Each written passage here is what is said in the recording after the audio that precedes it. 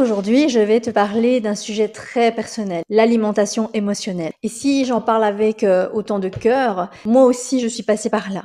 Et comme tu peux le voir, tu n'es pas la seule. Il y a des femmes comme Nathalie, comme moi. Comme tu peux le voir ici dans la vie laissée par Nathalie sur Google, j'ai suivi l'hypnothérapie et la nutrition pour un trouble de compulsion alimentaire depuis des années. L'hypnothérapie m'a fait un bien fou. Je gère beaucoup plus facilement la satiété en ayant fait comprendre au subconscient l'origine du problème. Celui-ci se débloque. Je recommande vivement. Alors, pour mon histoire, depuis toute petite, je mangeais déjà mes émotions. Je me revois encore emprunter de la monnaie dans le porte-monnaie de ma maman pour acheter des bonbons en cachette. Je dévorais aussi des tablettes de chocolat et du chocolat blanc, pas du chocolat noir, en lisant des BD. Comme si ça allait m'apaiser, me consoler. À l'adolescence, c'était les chips. Souvent, les personnes me disent « Ah oui, non, moi j'aime pas trop le sucré, je suis pas accro au sucre, je mange plutôt, si je grignote, si je craque, c'est sur des chips. » Sachant, un paquet de chips, ça contient au moins une quinzaine de sucres. J'engloutissais un paquet entier sans même m'en rendre compte. Et puis, il y a cette scène qui m'a marquée en Erasmus. J'avais quel âge? J'avais 22-23 ans. Après une soirée,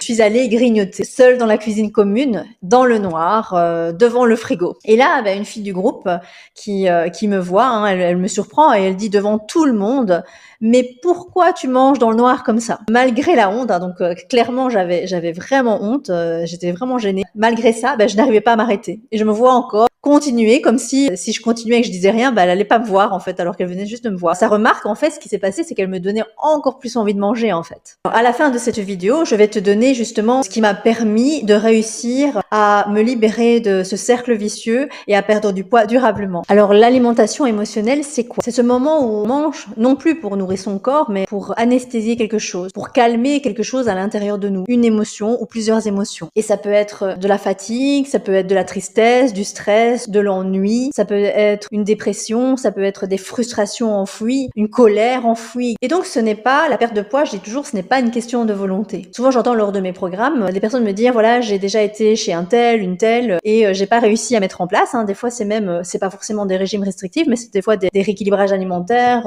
même de la nutrithérapie. Moi je suis formée là-dedans. Et ce genre de personnes leur disent si vous n'arrivez pas à suivre, c'est une question de volonté. Et la personne, elle rentre chez elle, qu'est-ce qu'elle a envie de faire? Elle compulse, elle mange ses émotions, elle a encore plus honte comme moi dans la cuisine dans le noir en Erasmus. Et donc ici, c'est de comprendre que tu n'es pas faible, que tu n'es pas trop gourmande, mais que c'est plutôt un automatisme émotionnel qui est ancré souvent depuis l'enfance. Je t'invite à simplement commenter pour exprimer ce que tu ressens sur le sujet. Si toi aussi tu as vécu ce genre de choses, si toi aussi on t'a déjà dit que c'était une question de volonté, ou si toi aussi tu mangeais tes émotions comme je le faisais.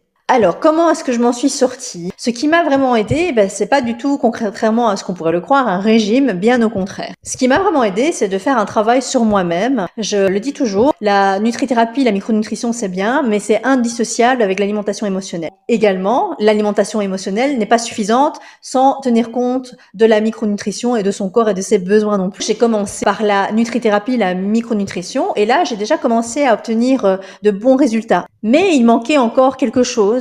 Il manquait cet aspect beaucoup plus émotionnel, psychologique. Lors de mes premières réussites, j'ai obtenu mon diplôme en nutrithérapie. Et j'ai eu un vrai déclic pour me reconvertir. Alors à mon ancien travail, ça se passait pas très bien. En gros, je ne me suis jamais sentie à ma place dans le domaine de la finance, de l'entreprise, tout ce qui était salariat, banque, assurance. Donc ça n'a jamais été mon truc, mais ça faisait quand même 15 ans que je travaillais là-dedans. Et comme si tout s'enchaînait, mon père est décédé à ce moment-là. Ce qui m'a vraiment donné le déclic, c'est les réactions très froides et très égoïstes de mes collègues et encore plus de mon chef et de mon ancien chef qui est devenu son bras droit. Après, je suis pas là pour donner des noms. Voilà, ce qui s'est passé, ça a été vraiment inattendu.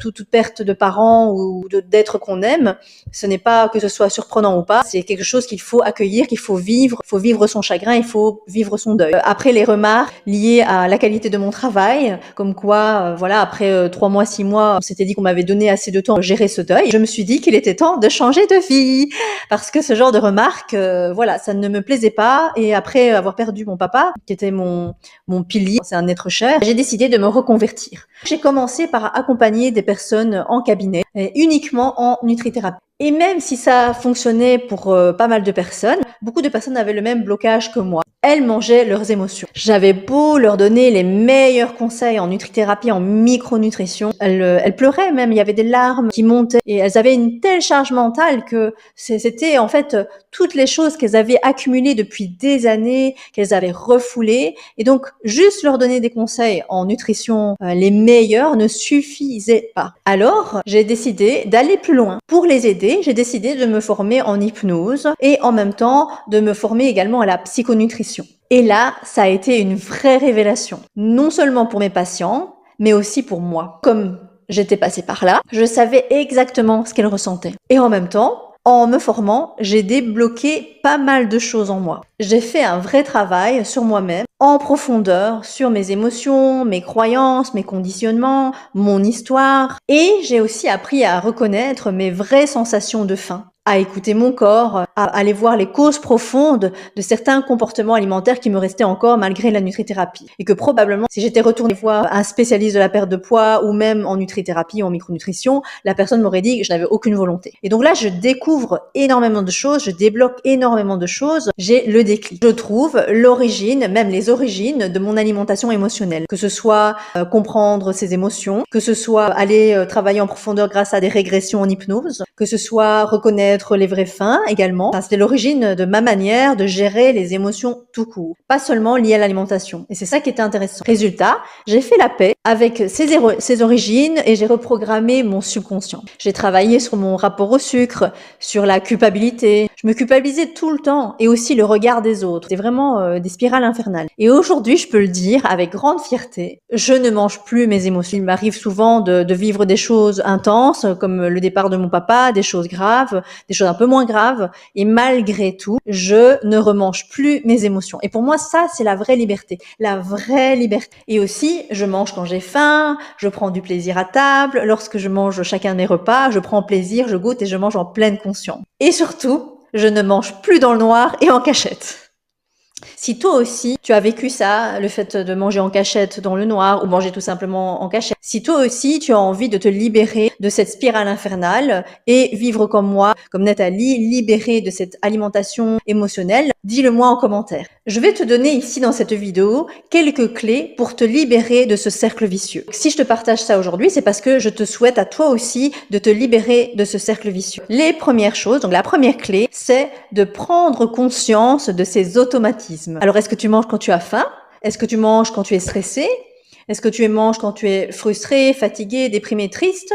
Lorsque tu t'ennuies, ou même lorsque tu es bien, que tu reçois une bonne nouvelle et que tu te dis tu veux célébrer. J'ai une de mes coachées qui me dit je mange mes émotions. Je mange pour combler un vide lorsque je suis triste et je mange pour célébrer quand je suis heureuse. Est-ce que tu te retrouves dans cela? Si tu te retrouves dans cela, tu peux également commenter et partager ton expérience avec les personnes qui regardent cette vidéo. Tu peux commencer par t'observer sans te juger. Donc tu t'observes et tu te poses la question. Rien que remarquer ce qui déclenche ces envies de manger de manière émotionnelle, tu peux déjà observer. Ensuite, deuxièmement, accueille tes émotions. C'est-à-dire que quand une émotion te submerge, tu peux déjà avoir comme premier réflexe, avoir envie de manger tout de suite, tu vois? Et donc là, tu peux te dire, je peux m'arrêter un petit instant et me poser la question en respirant doucement, calmement et de mettre des mots sur ce que tu ressens. Simplement aussi ressentir au niveau du corps. Moi, il m'arrive des fois quand je suis frustrée, en colère, j'ai vraiment chaud. Je me dis pas que c'est la ménopause, que c'est mes hormones.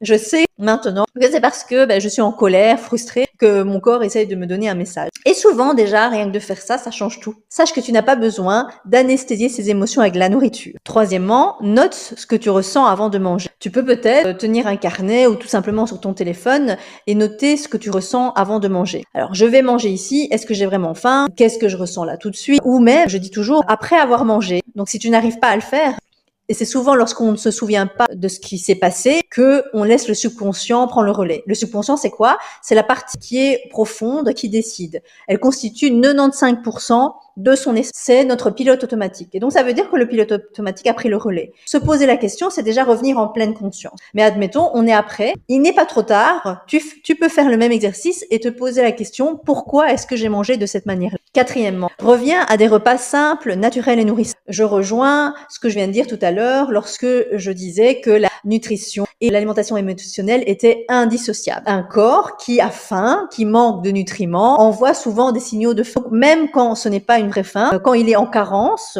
les émotions prennent parfois le dessus. Donc les émotions sont multipliées par 10, par 100, par 1000 lorsque le corps est fatigué en carence. Le fait que le corps soit fatigué en carence renforce encore plus, multiplie l'effet de l'alimentation émotionnelle. Et donc, par exemple, lorsque tu manges des sucres rapides, là c'est physiologique, c'est de la nutrition, mais tu vas avoir un pic de glycémie qui va entraîner en réaction une hypoglycémie réactionnelle dans l'heure ou les quelques heures qui suivent. Et quels sont les symptômes des hypoglycémies réactionnelles? Fatigue, fringale, mauvaise humeur. Donc déjà là, tu peux voir que lorsque tu as comme symptômes fringale et fatigue, ça va entraîner des compulsions alimentaires. Et surtout, le plus important, sois bienveillante envers toi-même. Ce n'est pas une question de volonté, tu ne manques pas de volonté, ce n'est pas de ta faute. En fait, le problème c'est quoi? C'est que tu n'as pas encore les bons outils. Et donc, la bonne nouvelle, c'est que ça s'apprend. C'est comme tout objectif. Lorsqu'on commence quelque chose de nouveau, c'est difficile au début. Le subconscient, il veut protéger ses habitudes, il a peur, et donc on a comme des petits blocages qui nous freinent au début. Mais lorsqu'on comprend que on avance et que tout se passe bien, c'est une phase d'apprentissage,